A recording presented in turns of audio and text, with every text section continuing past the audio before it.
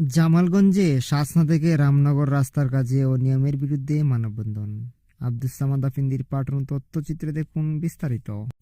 সুনামগঞ্জের জামালগঞ্জে শাসনা থেকে রামনগর বাজার রাস্তার কাজে নিম্নমানের ইট পাথর বালু ব্যবহারে ঠিকাদারের অনিয়মের বিরুদ্ধে মানববন্ধন অনুষ্ঠিত হয়েছে। শুক্রবার দুপুরে সুপার 60 আঞ্চলিক মানবাধিকার সংগঠন ও সচেতন শাসনাবাজার ইউনিয়ন, স্বপ্ননীর ও ফতেপুর সমাজ কল্যাণ যুব সংঘের ব্যানারে মুক্তিযোদ্ধা কমপ্লেক্স ভবনের সামনে ঘণ্টাব্যাপী মানববন্ধন অনুষ্ঠিত হয়।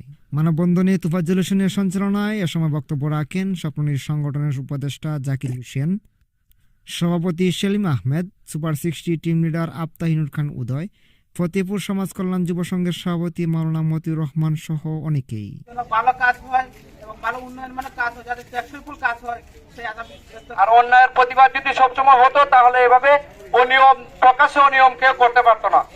নিম্নমানের ইট বালি পাথর দিয়ে যে রাস্তাটি তৈরি করা হচ্ছে, প্রিয় জামালগঞ্জের ইউনো মহোদয়ের প্রতি আমার আহ্বান, আপনি শাসনাবাজার ইউনিয়নের যে রাস্তাটি অবগত হচ্ছে, রাস্তা মেরামতের কাজ হচ্ছে, আপনি সশরীরে এসে দেখে যান কিভাবে অনিয়ম ও দুর্নীতি হচ্ছে।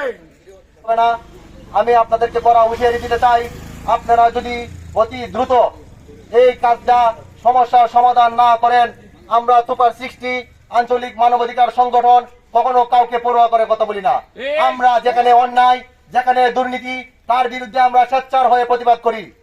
টেন্ডার গ্রহীতা ওনার সাথে হাত মিলিয়ে এবং ওনাকে নিম্নমানের ইট নিম্নমানের বালু এনে দিয়ে রাস্তার কাজ করে যাচ্ছে। অনতি বিলম্বে ভালো মানের ইট বালু পাথর ব্যবহার করা না হয়, আমরা পুরো রাস্তাকে কাজ বন্ধ করে দিতে বাধ্য হব।